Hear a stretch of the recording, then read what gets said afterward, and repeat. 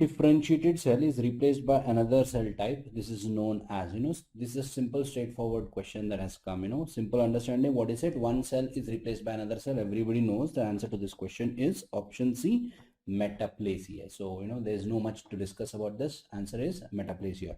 Hyperplasia is increased number of cells. Hypertrophy is increased number of size of cell, ultimately both of them leading to increase in organ. Atrophy is reduced number of cells or reduction in size of cell, right? So answer to this one is option C, metaplasia. So let us look next question. A 16-year-old girl undergoes radiological imaging of her abdomen and is found to have only one kidney. So 16-year girl is having only one kidney. This will be most likely from a congenital, because there is no other history that has been given. She has been entirely unaware of this problem. So very, very important, when I say that she is entirely unaware of this problem, this means query, it is congenital. So congenital, that means there is no history of, no acquired. It is not an acquired disease. Simple understanding. Why is it not an acquired? If it was an acquired, there would have been some history of one or the other precipitating factor that would have been. Which of the following terms is descriptive of this finding? So options are agenesis, atrophy, hyperplasia, hypoplasia. It cannot be hyperplasia, we know that. Now, can it be atrophy? Answer is it cannot be atrophy, because atrophy always happens after an injurious stimulus. There is no injurious stimulus because she is unaware of it, that is why it won't be. Hypoplasia or agenesis. Hypoplasia is reduced proliferation. Here there is no kidney at all, and this is your option A, agenesis. So this is a unilateral renal agenesis that you are seeing, right? Now next question. Receptor associated kinase 1 and 3 are involved in which of the following? So necrosis, apoptosis, necrotosis, pyrotosis. So what is this receptor associated kinase? We call them as RIP1 and 3. If I had given you a short form, you would have easily identified this, but this is the one which has been asked now. RIP1 and RIP3 are in. We all know that it is for necrotosis. In necrosis, nothing like this. It will be because of hypoxic injury or some other injury. In apoptosis, it will be because of activation of caspase, extrinsic pathway, intrinsic pathway that will be there. In pyrotosis, it will be by interleukin-1 mediated, IL-1 mediated pyrotosis. So answer to this question is RIP are involved in necrotosis. So ultimately, what will RIP do is RIP will induce reactive oxygen species. So look at this, the pathogenesis.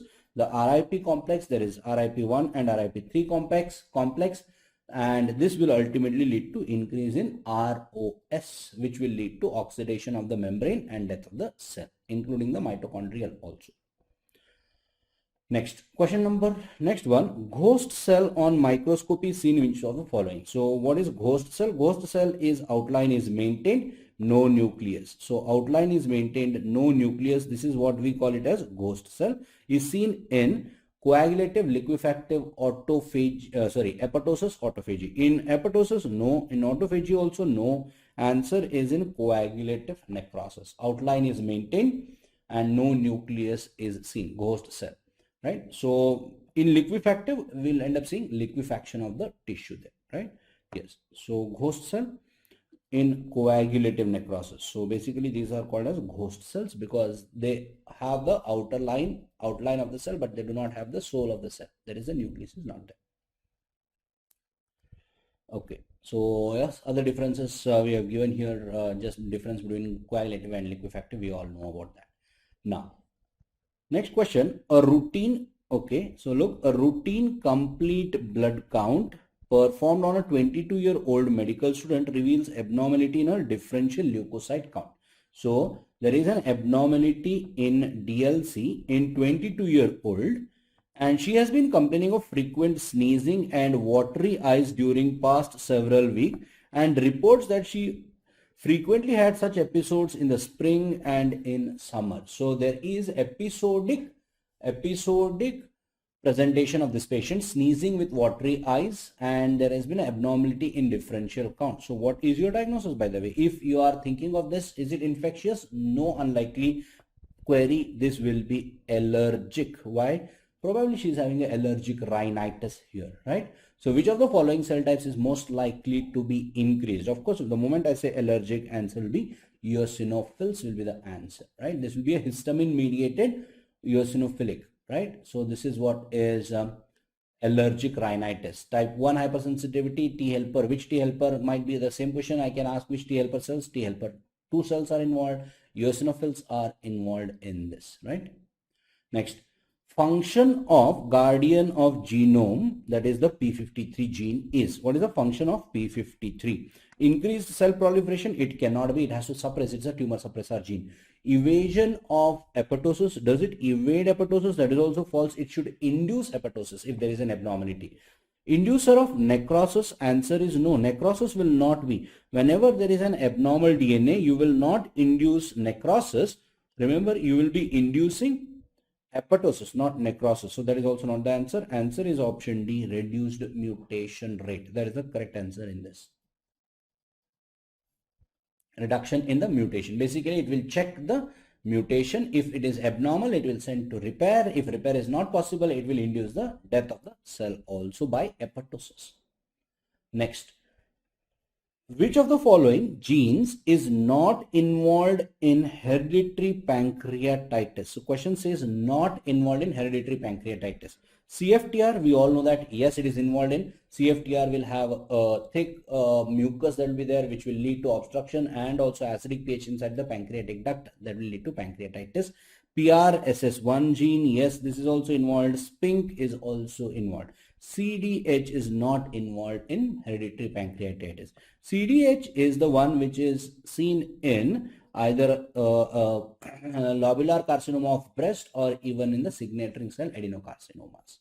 So that is where CDH mutation, E-cadherin, basically that will lead to loss of E-cadherin. That is the answer here. So question, this one answer is not involved is CDH. That is involved in, I told LCS, LCIS, lobular carcinoma in situ and lobular carcinoma of breast, and also signature cell adenocarcinoma. Next, which of the following is most appropriate diagnosis of the kidney shown below? So there's a kidney shown below, and which is the most appropriate diagnosis. So this is the kidney. Gross examination. Nephrolithiasis, is it a renal stone? I don't see any stone here. It is not a renal stone. Medullary cystic disease, hydronephrosis, ADPKD. It is not ADPKD. In ADPKD, there should have been multiple cysts. That is not there. Now, is it a medullary cystic disease or a medullary sponge disease? Medullary sponge disease will have multiple small tiny cysts in the medulla. That is also not there. What am I seeing here? There is a dilatation of pelvis and also dilatation of calyces, and this is happening because of hydronephrosis. So there will be an obstruction which is leading to backflow of the urine, hydronephrosis. Yes. If there was pus in this or infection happened, and then there will be called as pyonephrosis. So how will I differentiate hydronephrosis and pyo? Hydronephrosis will have smooth outline, borders are very smooth. Pyonephrosis will have shaggy or necrotic, because pus will be there, there will be liquefactive necrosis that will be there. Okay. Yes. Next, number 9. Let us look at this. So a little bit lengthy question. I can look at options. Which is the most probable diagnosis has been asked. So there's a probable diagnosis: oncocytoma, angiomyolipoma, XP11 translocation associated carcinoma, clear cell RCC. See, all of them are RCCs basically. That is what is the question asked now. So I need to understand XP11, clear cell, angiomyolipoma, oncocytoma. Let us look at the question now. A 25-year-old presents with hypopigmented lesions on the trunk. So, and also has history of seizures. So very important. Skin involvement is there. Brain involvement is there.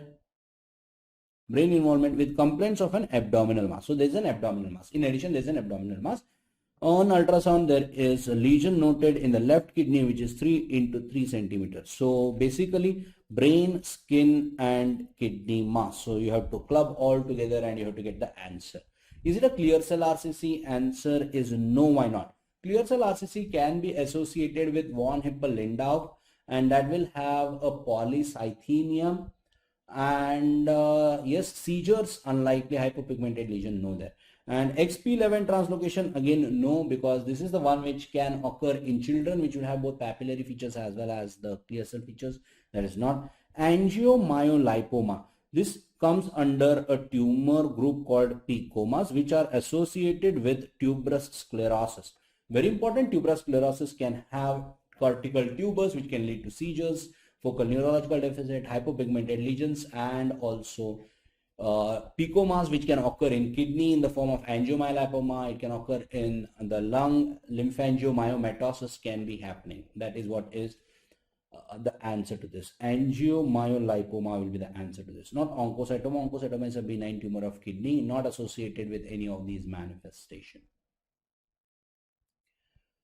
Next, let us look at this question now. Again, a lengthy one. Let us look at, okay. So there has been an immunofluorescence image given, and I can look. This is not a kidney immunofluorescence. This is a skin immunofluorescence image. Question asked is, which of the following proteins is targeted by the IgG autoantibody in the skin in this patient? So which is the target protein for autoantibody in this skin disease in this patient? Collagen type 4, desmoglein, E-cadherin, and fibronectin.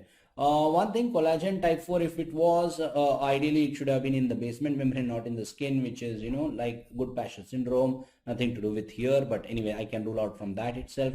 Anyway, let us look at the question. A 25-year-old man complains of eruptions on of blisters on scalp and the inner surface of the groin and in his mouth. IF finding is as shown. Adjacent to the bulla is as shown, and what are you seeing? This is what we call classical as a fish net appearance. Fish net appearance is very classically seen in pemphigus vulgaris. Fish net appearance very classically seen in pemphigus vulgaris. Yes, on IF there will be fish net appearance. On biopsy, which has not been shown, there will be a suprabasal cleft that will be seen here. And what are the antibodies are directed against the desmoglein 1 and 3. That is what is the pathogenesis of pemphigus vulgaris. Okay, yes. Yes, so this is again an image based question, straightforward answer. Many of you would have got this. Looking at this itself, I can say, okay, a 25-year-old with history of right hypochondrial pain, fever was operated, and the specimen is as shown below. So what is this? Of course, what I'm saying, these are all pigmented gallstones. These are all pigmented gallstones. So what is the likely, what is the question asked? Which of the following is true regarding the pathology? Okay, so fatty 40 female is a risk factor. No, this is not the case, because this is a risk factor for cholesterol stones, not for the pigmented stone. Seen exclusively in gallbladder, seen in hemolytic anemia. Most of the black stones are radiolucent. So very, very important, it is seen in hemolytic anemia. That is what is the answer. They might not be radiolucent, they might be opaque because of the calcium that might be deposited there. Okay. Next, which of the defect is present in the patient with below finding on peripheral blood smear? So basically there is a peripheral blood smear given to you and you have to identify which defect is there. Look at this peripheral blood smear. What am I seeing in this? This is your bite cell. I hope all of you are able to appreciate this is a bite cell that I am seeing here. So if I am seeing bite cell like this, what is the likely diagnosis? So if I am seeing a bite cell, what is the likely diagnosis? It is a G6PD deficiency anemia. G6PD. Glucose 6-phosphatase dehydrogenase deficiency anemia. So option is hemoglobin beta chain mutation 6th position. No, this will be sickle cell. Defect in the enzyme of the glucose 6-phosphate dehydrogenase is the correct one. Absence of beta chain of the hemoglobin, that is beta thalassemia. Absence of alpha chain, that is also not the answer, that is alpha thalassemia. Answer is option B. Next, look at this. Incomplete penetrance, simple question, is seen in which of the following disorders? So basically Fragile X syndrome, hemophilia, Mela syndrome, Marfan syndrome. So where do you see incomplete penetrance? If you remember, incomplete penetrance is a feature of a dominant disease. Only if it is dominant, then it has to be. This is how I will approach. I need not mug up everything. Fragile X syndrome cannot be the answer because this is X-linked recessive disease, right? So, you know, this is X-linked recessive. It cannot be the answer. This cannot be the answer, right? Next is hemophilia is also X-linked recessive. This also cannot be the answer. Why? Because it will only be seen in dominant. Melas is mitochondrial. This also cannot be the answer. So only one is ruled out. Only one is left, Marfan's. That is the correct answer here. So this is how I easily go out with that. Individually, I need not remember where all incomplete penetrance is seen.